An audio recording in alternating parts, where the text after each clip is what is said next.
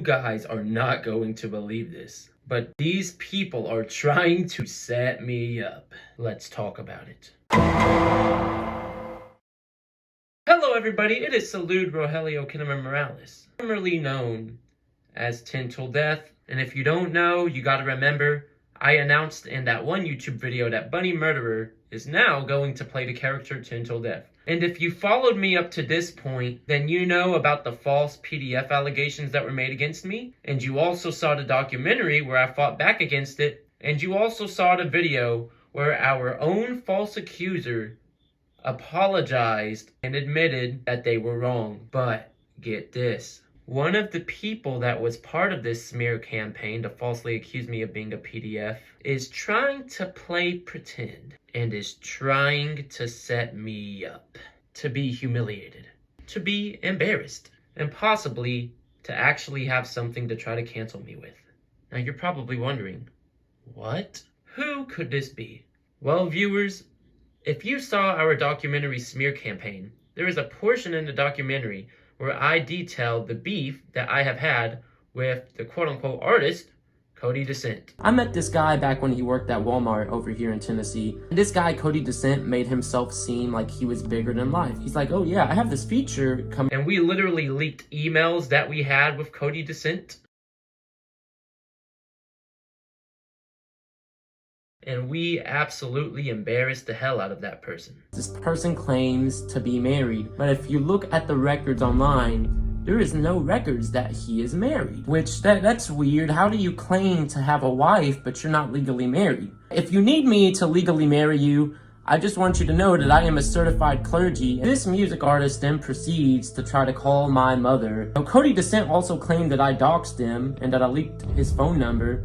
And which is weird because you can see in this email right here, Koty Decent literally sent me his own phone number. So the question is, who really doxed who? Really, nigga? That person was part of this smear campaign against me to falsely accuse me of being a PDF. Ironically, this guy thought I would be stupid enough to fall for his trap to try to embarrass me.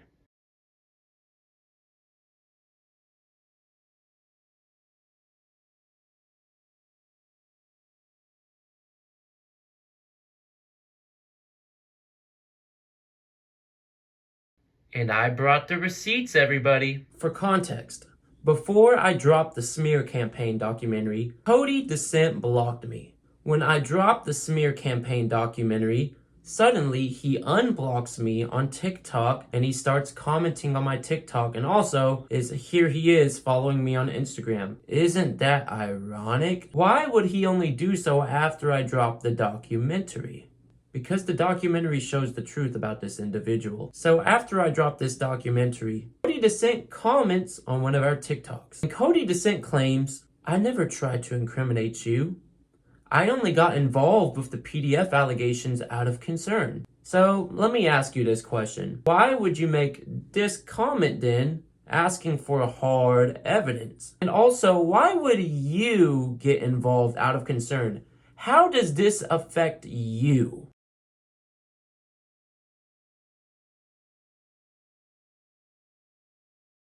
I get it, you're trying to be this cool little hero guy. Oh, it's me, Koty Decent. I want to be the underdog in this world, but that's not how reality works. So tell me exactly, how does this concern you when these allegations have nothing to do with you, but the only thing that has to do with you is the fact that you did actively try to get involved and you tried to gather hard evidence. Hey, so I am here to discuss a creator known as TenTillDeath. But first, credits to the people who inspired me to do this are on the screen.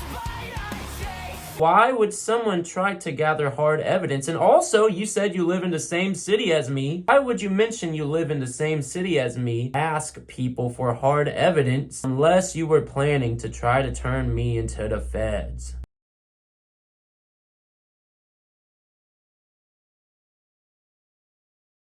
In the same comment, Koty Decent is like, I wanna settle this beef. Let's try to, make peace. Let's get this going, right?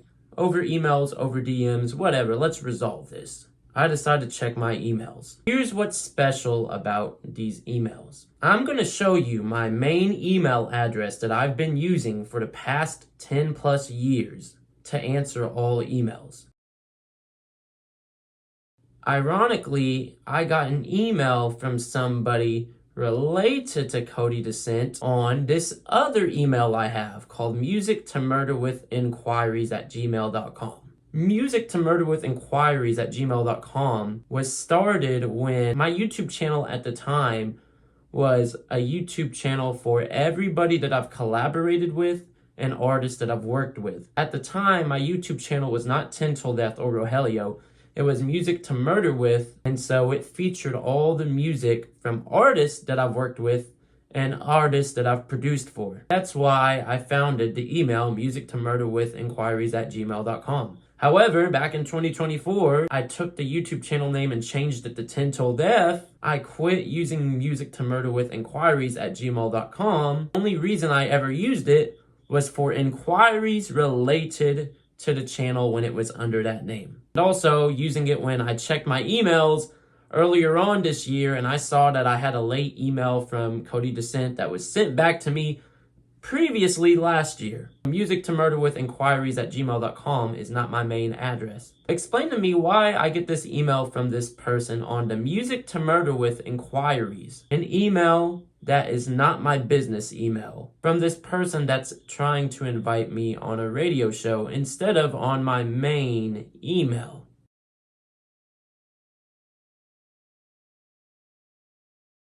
The email says, TenTillDeath podcast invitation, September 23rd, 2025. Dear Mr. Kinnemer Morales, my name is Cyril Maldonado, and sorry if I butcher that. I am the host of Grippy Soccer Radio. We are a New York City-based podcast, broadcasted on Spotify and the Block 105 radio. Weekly, we highlight and discuss the current events, impacts, and changes in the independent music scene, as well as put out educational content for starter creatives. I am reaching out to formally invite you to join us for a recorded discussion with Koty Decent on the podcast. Koty Decent approached me with the idea, and I believe it is important to provide a fair and civil space for both of you to address the concerns that have arisen. My intention is not to create conflict or dramatize the situation. Grippy Soccer Radio is committed to fostering respectful dialogue and has consistently operated as a platform rooted in community engagement and positive collaboration. This discussion would serve as an opportunity for both parties to clarify their perspectives and ideally to move forward constructively. Episodes typically run 1 hour when edited. The episode would not be edited for content, only time, in an effort to truly give an air and platform for the both of you to discuss the issue. This means, if need be, the single recording would be split into 2 episodes to give you both the time and space required for resolution. We record via Riverside, a platform designed in partnership with Spotify. This platform allows us a virtual meeting room in which we can operate based on the facility and As your mediator, I swear by an unbiased approach, a fair airtime solution, and intuitive questioning. You probably saw this email and you're probably like, wow, Salud, you're getting invited to a radio event. How can you complain? But my dear viewers, I'm not that stupid. The tea is real, so let's get into it.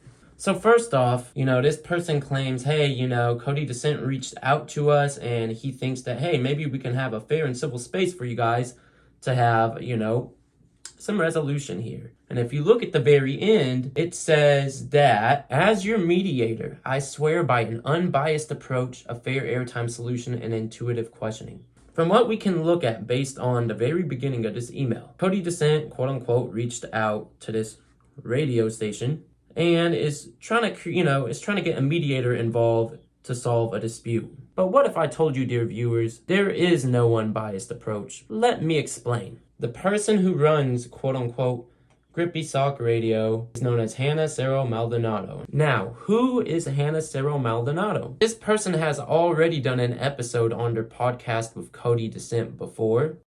Appreciate you. Because without you, I wouldn't have gotten as far as I've gotten. Without your advice, I wouldn't have gotten as far as I've gotten, and I probably wouldn't even be here. And in that episode, they also collaborated with Payton Cash on that same episode. Remember how they said it would be an unbiased approach? The host of this quote-unquote radio show actually has several years worth of history with Koty. The person who's the host of this show Their middle name is Sero. Now, Sero is obviously a fake name that's abbreviated. And what does Sero stand for? Serotonin. If you look at the official Facebook page, it shows that they're following one person, a person named Serotonin Chaser. You can clearly look at the person that they're following on Facebook, Serotonin Chaser, and we can also look at this photo from Instagram, and it's like, oh, that's literally the same person. But there's a little bit more to this. Nearly a year ago, Koty Decent did a song called Letters. It has a featured artist. Who is this featured artist? Serotonin Chaser, also known as the host of this quote-unquote radio show. I know what you're thinking. You're probably like, no, Sal, you're going crazy. This isn't the same person. This is an unbiased quote-unquote radio host. They've never really worked with Koty Decent years ago. They don't have an actual history with Koty Decent that would make this interview biased as hell. We can look right up here, and what does it say about Serotonin Chaser? That they've worked with music. And I know you're probably like, wow, okay, you're really stretching this, but whoa. I got another one for you. You also literally have right here on grippysockrecords.mailchimpsites.com shows that, they're the founder of this thing. And if you scroll down a little bit, what do you see here below Serotonin Chaser?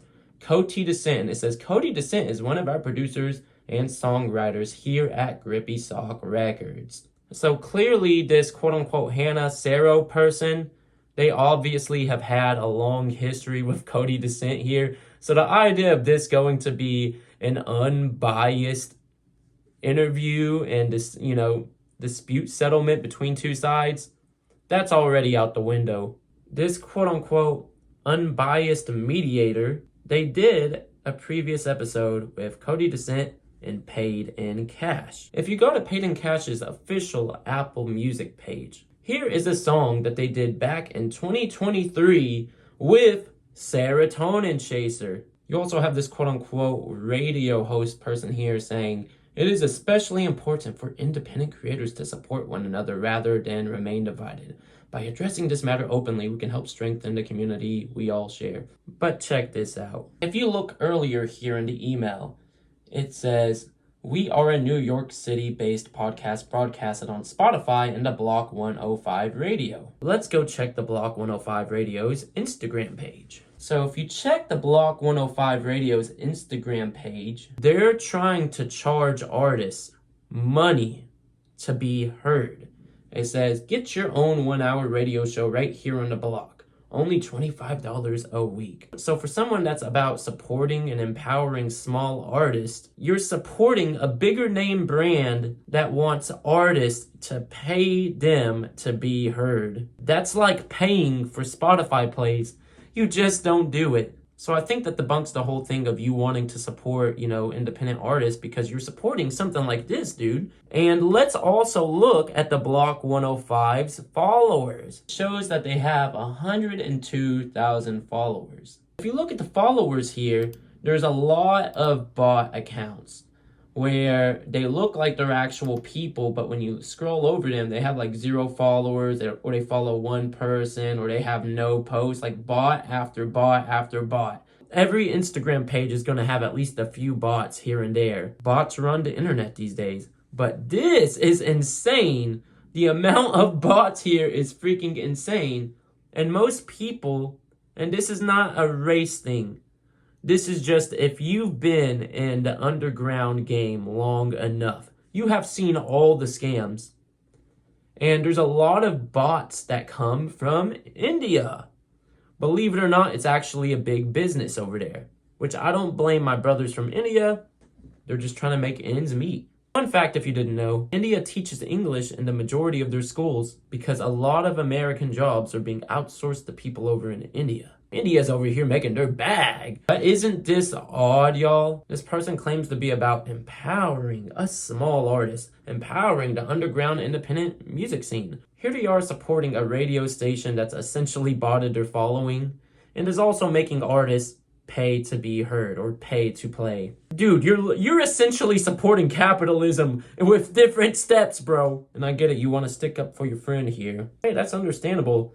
But it's like, if you are going to try to freaking pull a stupid trap on me, at least be smart with it. You also have this post right here on Koty Decent's Facebook profile where he's celebrating the death of Charlie Kirk and saying he deserved it. Now, for those of you guys that don't know my views on Charlie Kirk, that haven't followed this channel, I've pretty much said this. I didn't even really know who Charlie Kirk was before his death, and when I found out his views, I did not support most of his views. But did I think that assassination was wrong? Yes. Although I don't support the majority of his views, we have talked about what freedom of speech means in this country. And so even if you disagree with Christian extremist views, part of your freedom of speech allows you to express your support and express your opinion on extreme versions of Christianity. Of course, there's consequences that come with that. But why this is stupid that he posted this is because people are getting fired from their jobs left and right. You're in your late 20s. You're not a teenager anymore that can just run back and forth to mom and dad when times are tough. You're a grown adult in this world now. You can't just keep hopping from job to job. You have to eventually try to find some stability that'll support your future, that'll support your goals, that'll support your lifestyle. Also in the same post, he says the only good pedophile is a dead pedophile, which I do not agree with pedophilia. But also remember this. This same guy right here got involved with the false pedophile allegations and believed that I was a pedophile. He just won't admit it because he's trying to seem like he's a good person on the internet. And so when you look at this, a good pedophile is a dead pedophile, and you think about the fact that he legitimately thought I was a pedophile and legitimately did try to get me incriminated based on those emails from July and based on that comment from August, then I think it's safe to assume that he would have wanted me dead, even though I'm not a pedophile.